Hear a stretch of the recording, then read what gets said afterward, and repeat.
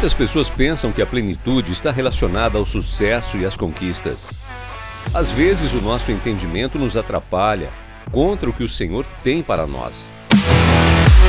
Mas as Escrituras nos ensinam a confiar em Deus de todo o coração, que por sua vez é o centro das tomadas de decisões.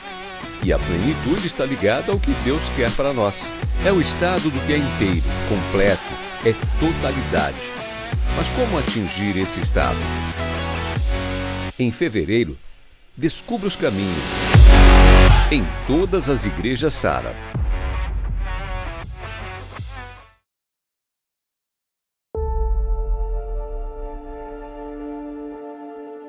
Aquelas pessoas precisam de um pastor. E Deus colocou no meu coração que esse pastor é você. Não, sério, Carlos, sem condições isso. Seus filhos precisam de você. Não é sobre necessidade. É sobre propósito. Ei, amigão, nós só espera. queremos conversar com você. Ele não tá em casa. Olha só, Maurício, só espero que você não esteja metido em nenhuma encrenca.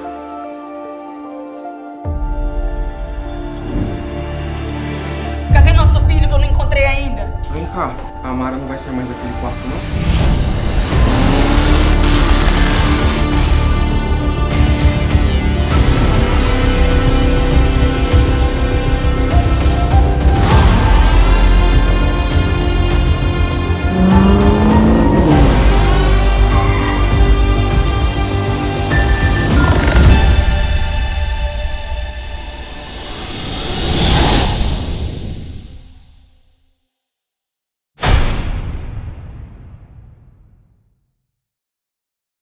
Bom, nós vamos começar.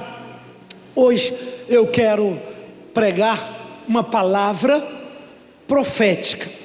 Bispos, pastores, líderes, todas as pessoas que estão conosco em videoconferência, aquele abraço, pessoal do Sul, Sudeste, né? Todas as igrejas nossas aí, Porto Alegre, Florianópolis, Curitiba, nossa querida Curitiba, né? E também São Paulo, as igrejas de São Paulo, Rio de Janeiro, né? Sudeste aí, Minas, Belo Horizonte, com todas as igrejas de Minas, também São Paulo do interior, Campinas, Ribeirão Preto, Santos, todas as cidades de São Paulo, o Nordeste todo que está com a gente. Quero fazer uma menção aqui a Paraíba, nova sede, né? João Pessoa está numa nova sede lá, graças a Deus, inauguraram inclusive com as celebrações, Bispo Edgar, Bispa Ana, né? E também Aracaju, Salvador, Recife, enfim, né? Natal, João Pessoa, já falei, né? Todas essas igrejas, Maceió, todas as igrejas que estão ligadas, Belém, Manaus, Roraima, nossa querida Roraima, que virou uma base para a entrada na Venezuela, já era, né? Dali nós estamos entrando agressivamente num projeto para ganhar e abrir muitas igrejas na Venezuela. Já temos algumas, a meta é entrar, né, avassaladoramente dentro da Venezuela. Argentina, Paraguai, todas as igrejas, os países que estão com a gente. Queridos, e aqui no DF, no Centro-Oeste, né, Campo Grande, Goiânia, Cuiabá, aqui no DF, enfim, todas as igrejas, Uberlândia, Uberaba. Abre comigo no livro de Atos, capítulo 3. Essa palavra que eu vou trazer hoje, eu acredito que seja um marco para o ano de 2022, o ano do resgatador. Para que o resgatador entre na tua vida, na tua história, nós vamos fechar terça-feira, depois de amanhã, a campanha Rosh Hashanah, cabeça do ano. Eu prego aqui com videoconferência e a gente fecha a visão Rosh Hashanah para o ano de 2022. Agora, muitas pessoas dizem assim: é só o tema, é só o tema, é só eu profetizar do tema. O que eu tenho que fazer para que Deus envie o resgatador na minha vida? O que eu posso fazer? Tem algo que o homem tem que fazer para liberar a ação de Deus ou não? Somente, né, está conectado com o Senhor, desejando, clamando. Atos 3, 19 em diante. Atos dos Apóstolos 3, 19. O apóstolo Paulo prega, o apóstolo Pedro prega o primeiro sermão da vida dele. Primeiro momento mais forte, o mais ungido. Tudo que é o primeiro na Bíblia, rosh, cabeça. Primeiro é cabeça, né? Primeiro, por isso que é cabeça. A palavra cabeça não é só parte do organismo humano, do corpo, cabeça, tronco e membro. Não, cabeça é o início. Quem é no inglês, head, inclusive CEO, cabeça, né? O quartel, a cabeça, né? O inglês é mais forte a conexão entre a palavra cabeça e o conceito do início, do princípio. Na Bíblia, a sabedoria hebraica, ela guardou essa origem conceitual. Na Bíblia, primícias é cabeça. A palavra primícias também tem uma alusão a rosh, primícias, dízimos, princípios, né? Primeiros, né? Por isso que é a primeira, as primícias da tua renda, primícias, primeiro, né? Primogênito, tudo que é tudo que quer dizer que nasce com força de início. E nós temos que colocar muita atenção, porque nos primeiro sermão, primeira menção, primeira vez que aparece a palavra pecado, primeira vez que aparece a palavra graça, primeira vez que aparece uma palavra, aquela primeira vez tem dentro dela a semente que vai desenvolver para o resto da Bíblia e para o restante da história. Então tudo que é primeiro merece uma atenção especial. E o primeiro sermão de Pedro foi esse. Pedro, vocês lembram, traiu Jesus, antes de Jesus morrer, traiu Jesus, se afastou, foi embora, foi para Galileia. Jesus aparece na ressurreição para as Marias, Maria Madalena, né? A Maria mãe dele, e aí elas voltam e anunciam a Pedro. Ele entra no túmulo e o desenrolar começa da história. Então Pedro estava muito ferido, muito machucado. Vinha o Espírito Santo 40 dias depois e desce em línguas de fogo, e Pedro se levanta, ele fica cheio do poder de Deus e prega. O que ele pregou? Primeiro sermão, esse sermão. A mente dele estava fresca, a mente dele estava lembrando das palavras de Jesus.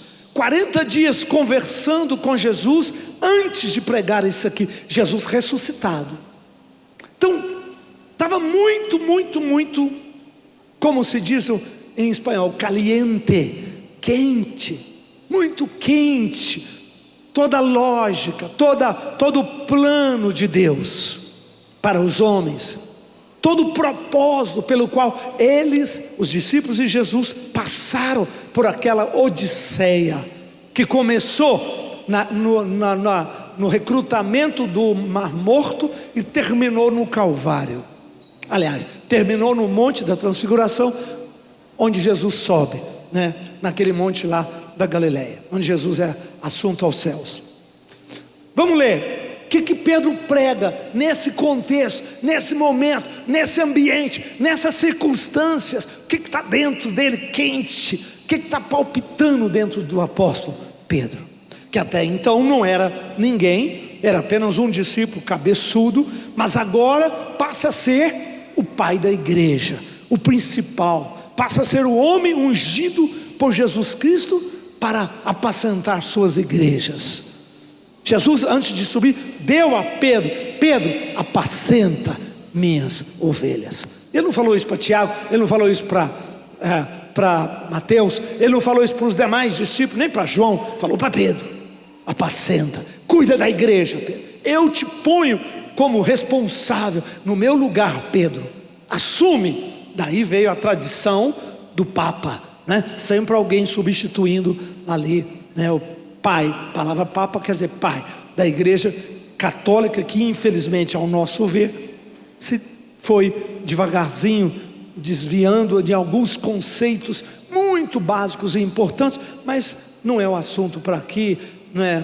Cada um fica na sua fé, cada um fica aonde encontrou com Jesus Cristo e onde tem resposta para as suas grandes perguntas da vida, né? Amém? Então, aqui nós temos hoje o primeiro sermão do apóstolo Pedro. Pedro fala: arrependei-vos, pois, e convertei-vos. Fala comigo: arrependimento. Não, mais forte: arrependimento, conversão. Faz assim com a tua mão, por favor: arrependimento, faz assim, ó, conversão. Muita gente hoje, alguns teólogos, aceitam arrependimento, mas não entendem conversão. Arrependem, mas não mudam. Preste atenção: ninguém tem que mudar para vir para a igreja ou para vir para Jesus. Não. Vem como você está. Venha como a pessoa está. Venha com seus dilemas, seus problemas. Você da TV, da rádio, você do YouTube, você que está me acompanhando. Deus não quer que você seja santo para depois você chegar na sua casa. Deus está com a porta aberta da sua casa te esperando, com os braços abertos. Quando eu fui para Jesus, eu não fui santificado, eu fui destroçado, com conflitos, com raiva, com ódio, com armas. Algumas vezes eu assisti culto com armas. Um moleque de 14 anos de idade, revólver. Para quê? Sei lá, loucura. Para que precisava daquilo? Não sei. Era demônio na minha cabeça, eu era muito endemoniado, muito escuro, espírita, irado, com raiva do mundo inteiro, cheio de problema. Então, vem como você está. Vem como você. Deus não quer que você seja santo para aproximar. À medida que você aproxima dele, a sua santidade aparece.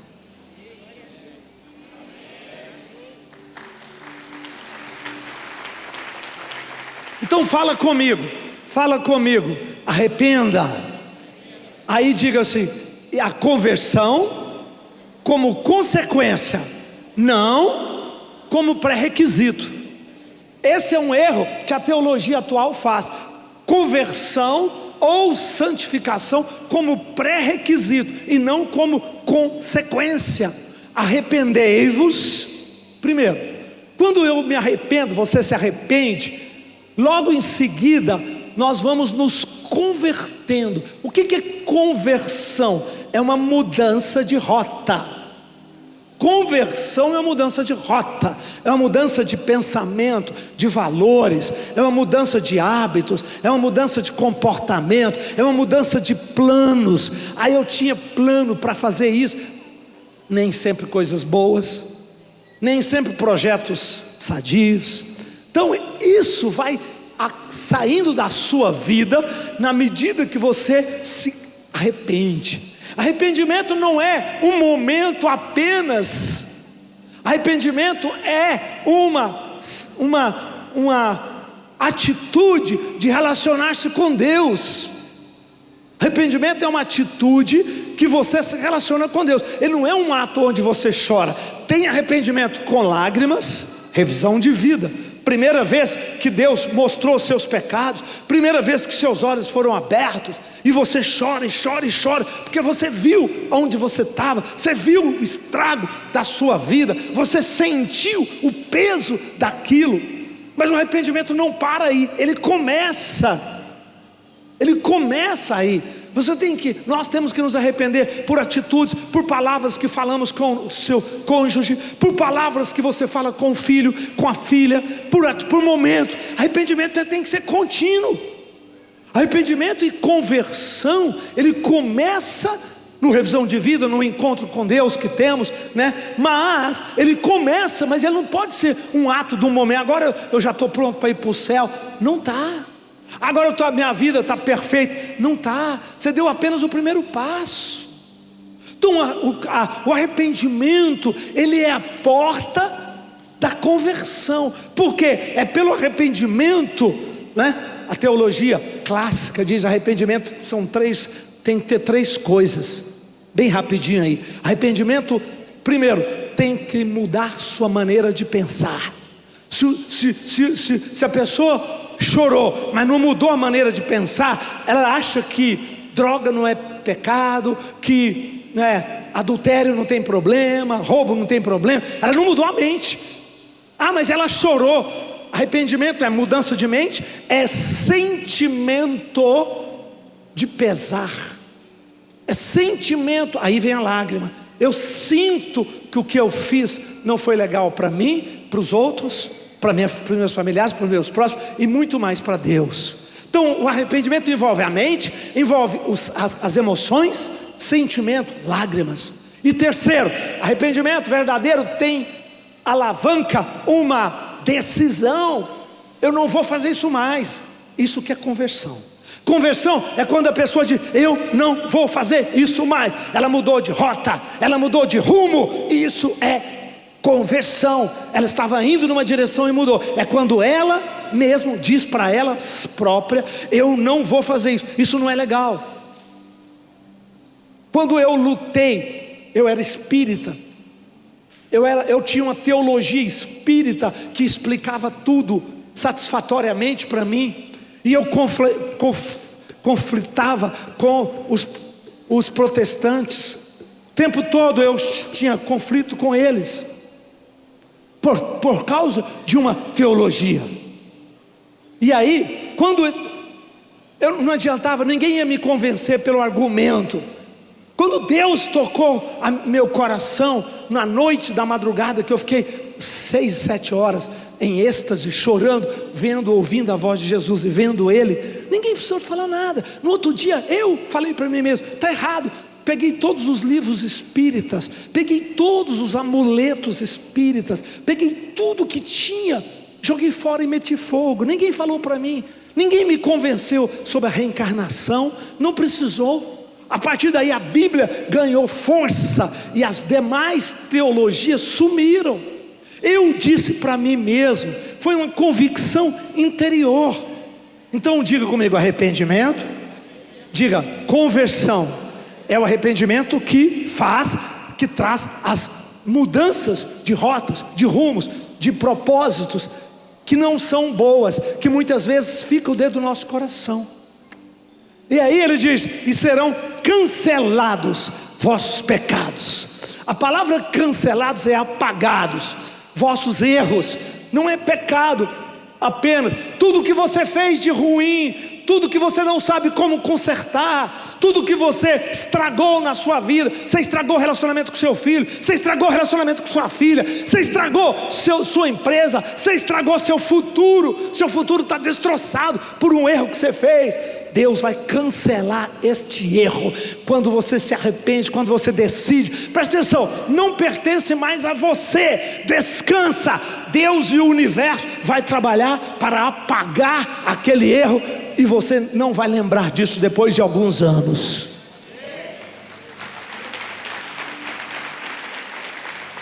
Nem você, nem a sociedade. Deus vai consertar. A melhor palavra aqui, cancelar vossos pecados, é: e Ele vai consertar vossos erros, vossos equívocos. Agora, por isso que eu digo, o arrependimento precisa continuar. Eu já arrependeu do seu pecado, converteu. Agora, talvez você errou.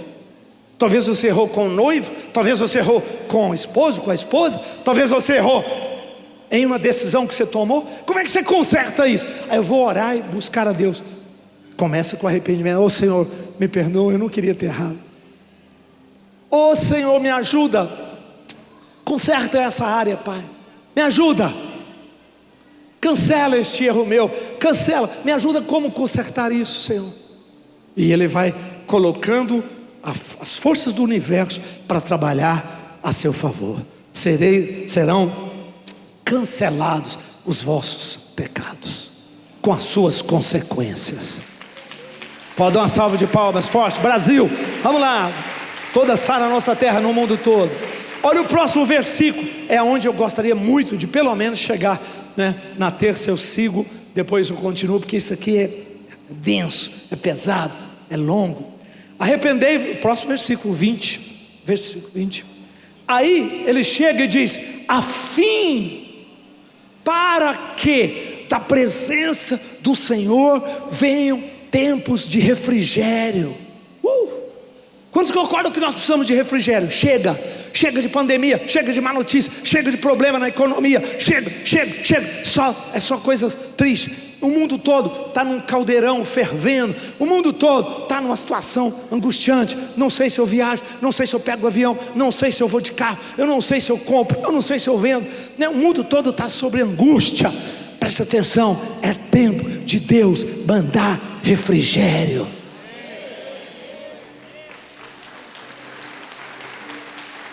Você quer refrigério na sua vida? Refrigério é consequência do arrependimento e da mudança de rota.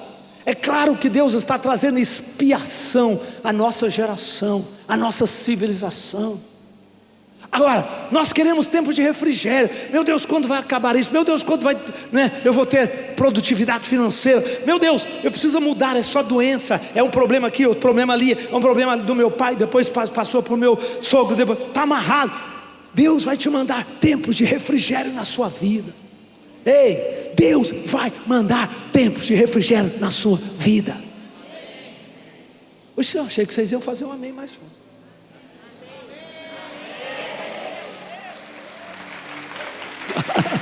Obrigado. Agora, não é que Deus tem que fazer isso nos céus. Isso é consequência de conceitos. Isso é o homem que planta, é o homem que colhe. Muda a sua mente naquilo que traz sofrimento para você. Você orou, você chorou, mas você não mudou a maneira de pensar. Tu está fazendo o mesmo hábito, tu está fazendo a mesma coisa, tu está tendo os mesmos relacionamentos e quer colher resultados diferentes. Como? Muda a mente. Isso é arrependimento. Isso é arrependimento. Isso é mudança, para que tenham tempo de refrigério. Eu me pergunto todos os dias, quais são as minhas atitudes que eu possa estar plantando sofrimento sem saber? Quais são meus hábitos que eu possa estar fazendo que vai me trazer mais problemas do que soluções? Muita gente faz isso, por exemplo, um exemplo bem simplório, bem rude, o overtraining. Eu quero emagrecer, eu quero cuidar do meu corpo. Aí treina tanto, aí que acaba, sabe fazendo o quê? Pegando doença, porque desgasta tanto o corpo. Maratona, Bispo Marquinhos estava aqui fazendo maratona. Um dia eu cheguei perto dele, eu falei, você está fazendo maratona? Eu falei, presta atenção, você vai ter consequências no seu corpo. Aí eu estou sentindo, eu estou resfriando lá atrás, isso, aquilo. Eu falei, pois é, porque a sua imunidade baixa, você oxida suas células ao extremo do seu corpo. Então, pensando em querer um alvo, um objetivo, a pessoa pega um conceito e vai sem. Você quer saúde? Para de over. Faz uma coisa moderada, faz uma coisa tranquila, muda a mente. Mas eu gosto, sim. Aí tem que trabalhar com os desejos. Árvore do bem e do mal, vou pregar na conferência. Sabe qual é o verdadeiro nome da árvore do conhecimento do bem e do mal no hebraico? Nem devia falar, mas eu vou soltar isso, só para animar vocês aí na conferência. Sabe qual é o verdadeiro nome da árvore do conceito do bem e do mal? Sabe qual é? Árvore do conhecimento do bem e do mal. Não, árvore dos desejos. Acredita? Como assim? Fechei, posso falar mais um pio lá na conferência. Lá na conferência. Então, para que venham tempos de refrigério. O refrigério é consequência do nosso arrependimento, porque nós vamos construindo, nós vamos orando a Deus, pedindo, Senhor, eu errei nisso, me ajuda, corrige naquilo, meus investimentos financeiros, meu futuro que eu montei, meu plano de business que eu montei, meu plano a maneira de ajudar meus filhos a namorarem, noivarem, casarem, tornarem cidadãos plenos, pais, mães, com dignidade, com bênção. Tudo isso passa pelo mesmo conceito: arrependimento e conversão. Eu conheço pai que fala: casa meu filho, casa minha filha, mas se te der errado, mete a mão na mesa, pode vir para minha casa, apronta o barraco lá que eu seguro. O que ele está semeando nesse novo casal? que qualquer problema pode te separar. Você vê conceitos errados? Tem que arrepender de uma fala dessa e converter. Falar, não, deixa eu consertar isso. Isso aqui não podia acontecer. Não é assim. Então, o pai, o avô que falou uma coisa dessa, ele tem que ser capaz de se arrepender, entender que aquilo estava errado e consertar isso. Para que venha tempo de refrigério. Refrigerar a sua mente, refrigerar seu coração, refrigerar a sua semana, ter uma alegria de sair da cama, né? De deitar cansado, gostoso, trabalhou, que bom, ir para a célula com alegria, né? Estudar a palavra, né? Ir para um aconselhamento com o seu mentor, teu líder, teu pastor, teu bispo, né? Isso tudo é refrigério, para que a fim de que da presença do Senhor, não tem refrigério fora da presença de Deus. Não existe refrigério fora da presença do Senhor. É dela, e a presença do Senhor você cultiva com conversão e arrependimento. Isso te leva à oração. Vem o tempo de refrigério, e que envie Ele o Cristo que já vos foi designado, Jesus. Próximo versículo. Aí Pedro já fala o primeiro sermão anunciando a segunda vinda de Jesus. Imagina, Jesus tinha acabado de subir, todos eles viram Jesus subir, e agora ele já está falando da volta de Jesus. Olha essa última expressão: ao qual é necessário que os céus recebam-o. Jesus estava lá, Jesus tinha subido, até aos tempos da restauração de todas as coisas, de que Deus falou pela boca dos seus santos profetas desde a antiguidade. Tenho visto muita gente falar: Jesus está voltando, Jesus está voltando, Jesus está voltando, amém. Todo dia eu levanto e falo: Maranata, vem Senhor. Mas primeiro sermão sobre a segunda vida de Cristo botou alguma condicional: Jesus não volta sem a restauração de todas as coisas. E o que é restauração de todas as coisas? É complexo, e passa pela missão minha e sua, pela evangelização das nações, pela pregação do evangelho, pelo avivamento de Deus, que amadurece, que prepara a igreja para receber o Senhor. Avivamento é quem traz restauração. Quando tem um avivamento numa cidade, numa sociedade, num país, restaura rapidamente muitas coisas. Casais são restaurados, casamentos são restaurados, negócios, né? Saúde é restaurada. Tem um monte de restauração, acontece muito rapidamente.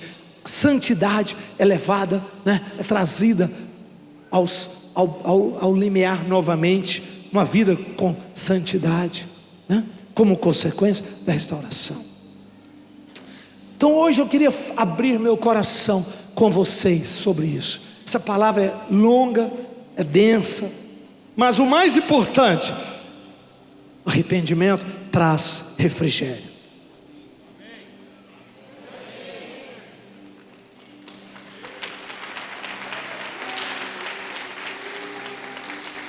Arrependimento traz refrigério. Quando você se arrepende, você cancela.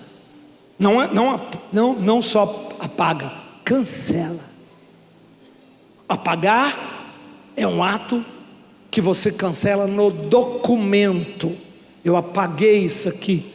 Cancelar é um ato que você cancela no universo, muito além do que no documento.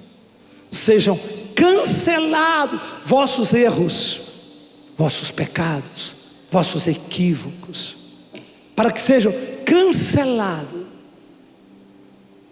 aquilo que você equivocou, que você errou, que você construiu de uma maneira indevida, inconveniente, sem a direção, sem a bênção de Deus por si só. Nós não somos escravos dos nossos erros. Nós não precisamos ser escravos dos erros dos nossos passados.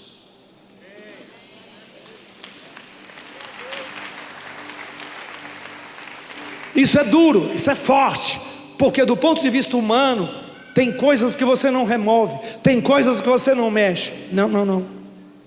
Do ponto de vista material, sim. Do ponto de vista espiritual, não. E lembre-se que a espiritualidade é a base do universo.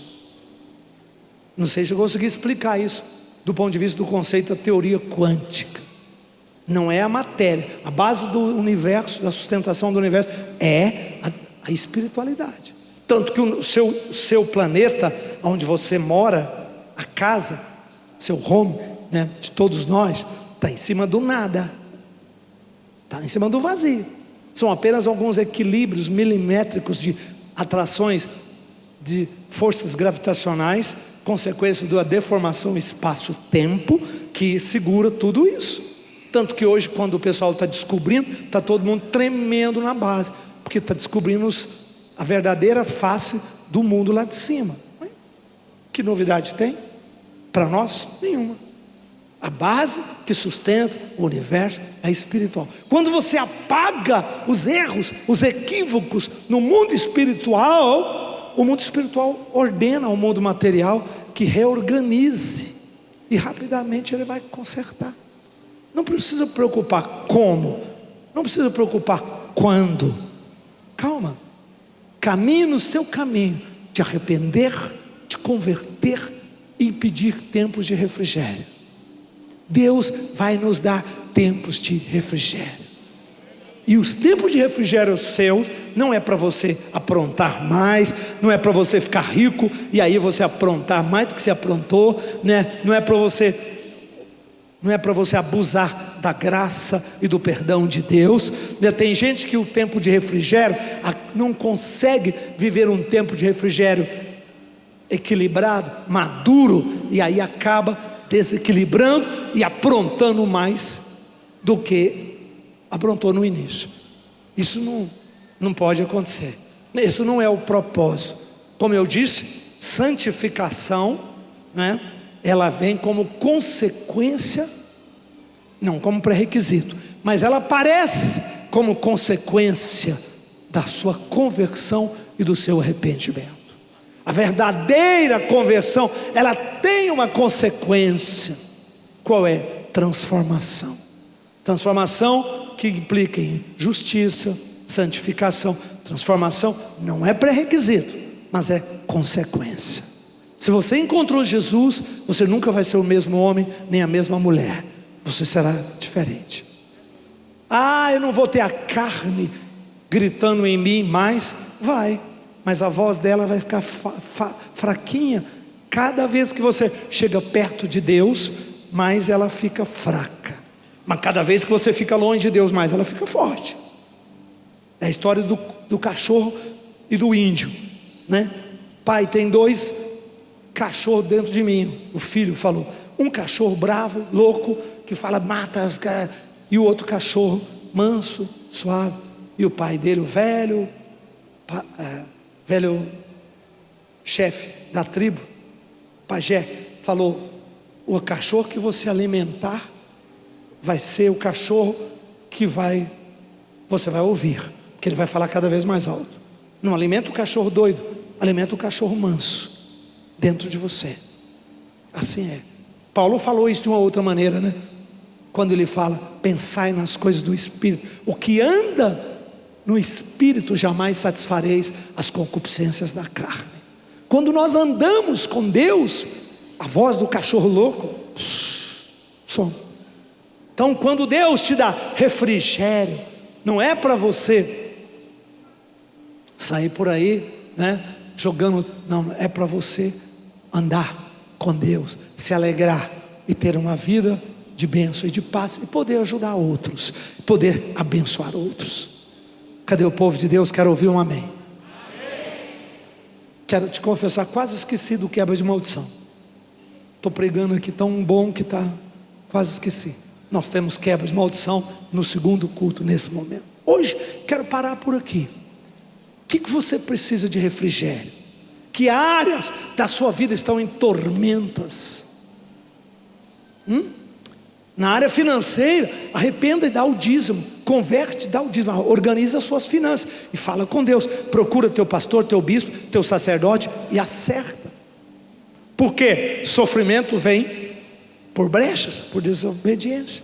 Na área emocional, peça ajuda, abre com alguém, conversa, arrependa, conserta com quem você feriu, machucou, caminha nesse caminho. Família, relacionamentos, qualquer que seja a área. Hoje eu estou aqui para dizer: Deus vai mandar muito refrigério para seu povo neste ano.